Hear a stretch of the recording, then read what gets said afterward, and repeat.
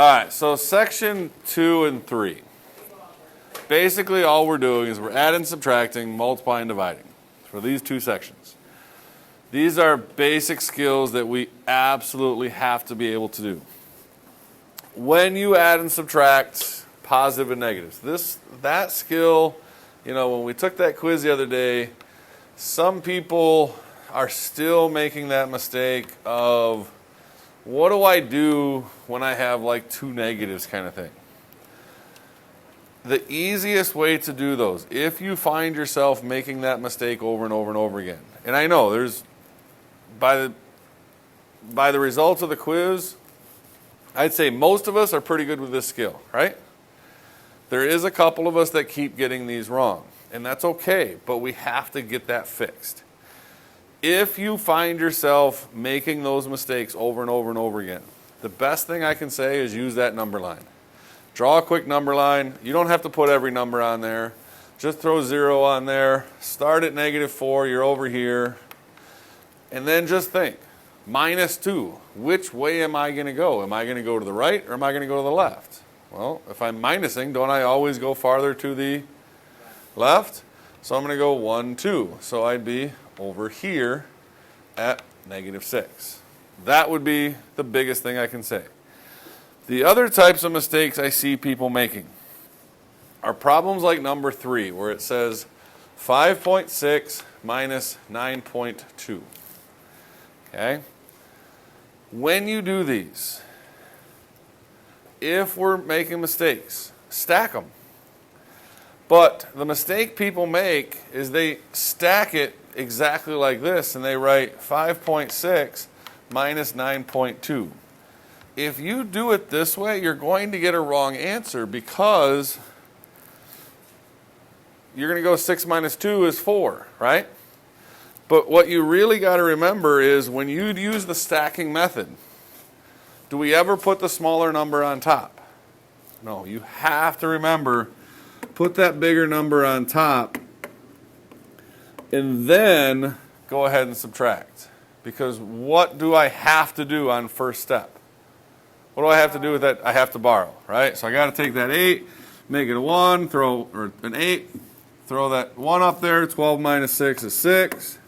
8 minus 5 is 3. And then when I just write my answer, should that be a positive 3.6 or a negative 3.6? Well, it's a small number minus a big number, so it should be a negative. To me, that's by far the easiest way to do that, okay? Am I saying you're not going to be able to use a calculator all year long? No, you're going to have a calculator in front of you most of the year. But calculators are tools. Can a tool slow you down once in a while? Yes. I mean, I think I used the example yesterday with you guys. You're not going to use a chainsaw to cut a piece of paper, right? It's going to slow you down. It's going to make a mess of things. So you're not always going to use those tools. And we want to be able to move faster once in a while, and especially within an equation. You don't want to be reaching for a calculator every single time you got to calculate something. The goal today is we need to be able to add, subtract, multiply, and divide any type of number, whether it be a regular whole number, we got to be able to do decimals, we got to do fractions, positive, negative numbers, all those kind of things. When you add and subtract fractions, 1/4 minus 12, maybe it's a fraction and a whole number. When you add or subtract fractions, what do you have to have?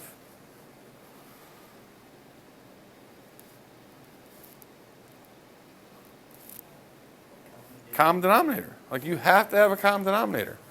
Remember, 12 is nothing more than 12 over 1. What's the common denominator between 1 and 4? 4, right? So this one's fine. 12, how do you turn a 1 into a 4? You times it by 4, so what's 12 times 4? 48. What's 1 minus 48?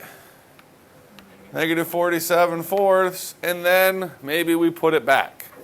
Well, how many times is 4 going to 47? Well, we know it's almost 12, right? So it's going to be 11. Okay, 11 times 4 is 33, so how many leftovers are you going to have? 3? That's one way to do that. That's not the only way to do that problem. A lot of people like that method. Another way to do this, some people like this method. 1/4 minus 12. Would you guys agree that it's weird, but 12 is the same thing as 11 plus 1? So we can write it as 11, but instead of the 1, we just write 4/4. Is this the same thing as that? Yeah. Right? 11 and 4/4. It's kind of weird to write that, but that is the same thing as 12. Why does that help me here? Because now I can just do 1/4 minus 3/4, or 1/4 minus 4/4, and I can do that a lot quicker that way. Some people like that kind of method, where you're kind of borrowing just 1 from here to give myself a fraction. At this point of your life in math, how many different ways do you think you've seen over the years of adding and subtracting? 3 or 4 different ways of kind of doing that same kind of problem? What's your job at this point? Once you get to high school, what's your main job? Do you think I care which method you use? Get the answer. You pick a method that works for you. All year long, I'm going to do the same thing. I might show you multiple ways of doing the same thing. Your job, find the way that works for you. Find the way that makes sense in your brain that you can repeat and consistently get the right answer. And hopefully, it's a way that you can get really good at and get quick at. Okay? If I gave you all of page 17 as homework, I want you to look at those problems. Basically, 1 through 22. Is there anything in there that would jump up and bite you? Ooh, that one looks a little hard. That one looks a little tricky. What's the hardest looking problem on there? 7? Okay. And what about that problem makes it look hard? Is it just all the fractions? 4 3/4 plus a negative 3 3/4. When I do these, anytime I see signs like that, plus a minus, I get rid of them. Adding a negative is the same as just doing what? Isn't that the same as just minusing? Yeah. So the fractions just end up canceling, don't they? And it's really just 4 minus 3. So that was, don't get scared by those. But that is a skill you're going to have to be able to do. I think the hardest one on there is probably number 16, where it says negative 2/5 plus 6, right? To me, I think that's the hardest one on that whole page. How would you guys do that one? Do you guys like the big common denominator, where you make it a big number over here, or do you like the borrow method? Or what do you like? Common denominator? Great. What's common denominator? 5? Great.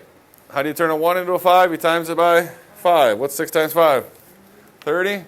What's negative 2/5 plus 30/5? Negative 28 or positive 28/5? Yes? And then we should change, if we do this method where we change it into improper, we probably should be able to change it back into, so it's 5 and what? 3/5. I don't think this should be one of the more difficult lessons of the year. It really shouldn't. It should be review. It's basically what we need to do. If you were a 7 or an 8 out of 10 before, this is the kind of thing I need everybody to be a 10. We need to be able to get answers basically 100% of the time, right, all the time, every time, and hopefully very quickly. What about page 23? It's basically exactly the same thing, except multiplication and division. A positive times a positive is a positive. A positive times a negative is a negative. A negative times a positive is a negative. A negative times a negative is a positive. How many people have ever heard a teacher say two negatives make a positive? I like to smack them right in the face. Two negatives don't make a positive. A negative times a negative does equal a positive. But there's things that I can do. Two negatives don't always necessarily equal a positive kind of thing. If you see something like this, yes, that's a negative times a negative. That's what that means. A negative divided by a negative. Yes, those kinds of things do equal a positive 5. Okay? But when you start dealing with higher level math and we go negative 5 and maybe we put it as exponents, well, those negatives don't necessarily start canceling out. So we got to do some other things. Just remember, a negative times a negative equals a positive and a negative divided by. Easy enough? All right. What about a problem like number 4? Where in essence you have to do negative 7.2 divided by 3.6, right? How do we divide with decimals? Some people like this method better, right? What do you put on the inside? Which number? I put the 7.2, and then I put the 3.6 on the outside. I know I'm not even going to worry about the negative. Because what's the answer? Is the answer going to be positive or negative here? It's negative. I got a negative divided by a positive. That answer is going to be negative. I'll worry about that at the end. Okay? How do you do this? Where do you put this decimal? Well, yeah, we don't like having decimals over here, right? So we're going to move it over one spot just to get that decimal over there. But if I move it over one spot there, I have to do the same thing over here. So now that decimal goes right there, right? How many times 36 going to 72? Twice. Bam, the answer's negative 2. Now, how about a question like number 5, where you got fractions? How do you divide 5 divided by a fraction? How do we divide fractions? Do we remember that one? What? Yeah, what we do is dividing with fractions can be a tricky thing. So we don't even want to deal with it. We never want to divide fractions. We're going to change this to a multiplication problem. Okay? And it's a very simple task. We're just going to change that to a multiplication, but if I change it, what do I have to do with 5/7? You just make it 7/5. Dividing by a fraction is the same as multiplying by its reciprocal. All you do is flip that second equation. Now you can basically multiply straight across if you want to. Some people like that method, where 5/1 is just this. So you just go 5 times 7 is 35. 5 times 1 is 5. And now we have to reduce that fraction. Okay? 7. Some people like to reduce. With multiplication, you can cross-reduce. This 5 and that 5 will cancel. Now multiply straight across. What do you get? 7. Which method do I want you to use? Whatever works for you. I like to reduce, because I like to keep my numbers smaller. I don't know if you guys have noticed, but as a teacher, if I want to make problems harder, what's the one easy way that I could make this problem harder? I'll give you a problem almost exactly like this. But instead of 5 divided by 5/7, 20 divided by 75/19. What did I just do?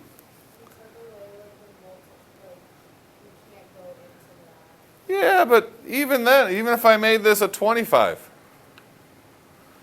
did I just make this problem harder? by doing what? I made the numbers bigger. That's all I did. I didn't do anything else, but I made the numbers bigger. If you multiply, generally what happens to the numbers? They get bigger, and now you got bigger numbers to deal with. If I can reduce and not deal with those bigger numbers, it's going to make your life that much easier, right? Doesn't that just make sense? So if you can reduce before you multiply, you'll probably be able to deal with smaller numbers all the time, and it just makes life that much easier. Agreed? This is not much harder of a problem than that one is. Basically exactly the same. I would do, that's the same thing as 25 over 1. This would change to times. Instead of 25 over 19, it's now 19 over 25. Agreed?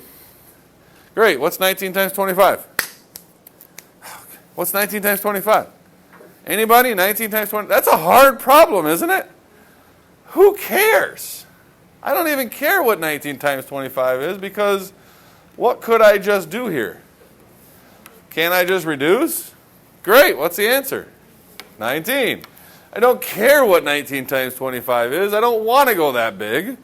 So reduce, and you don't have to worry about it. Make sense? Easy? So, multiply, divide fractions. Easy? Can you always cross-reduce? No. Sometimes you can, sometimes you can't.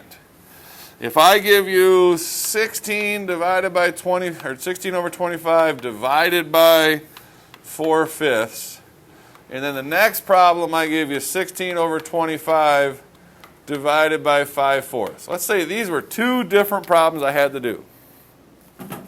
One of them I'll probably be able to reduce, the other I won't. Both of them, how do you solve them?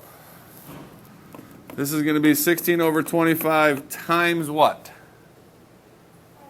5. You got to flip it, so it'll be 5 over 4, right? Multiplying by a fraction, the same as multiplying by its reciprocal. Can I cross-reduce here? Yeah.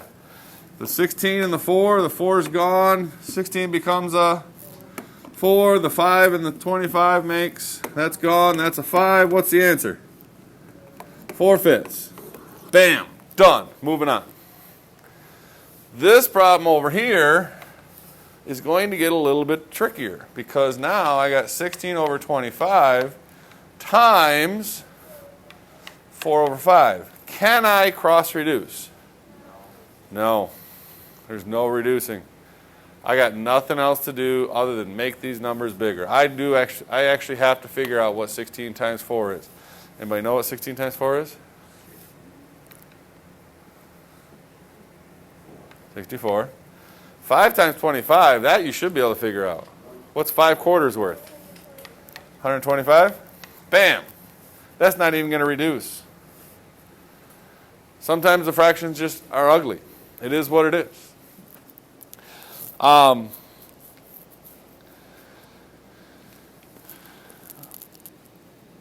Here's one that a lot of people get screwed up.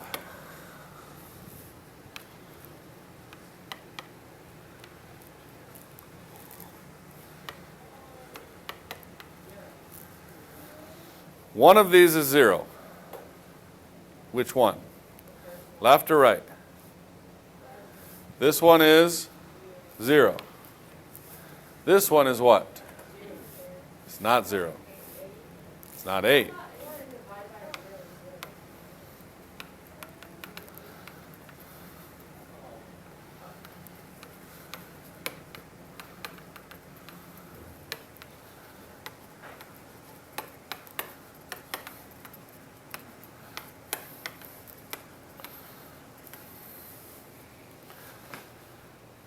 Think of it this way.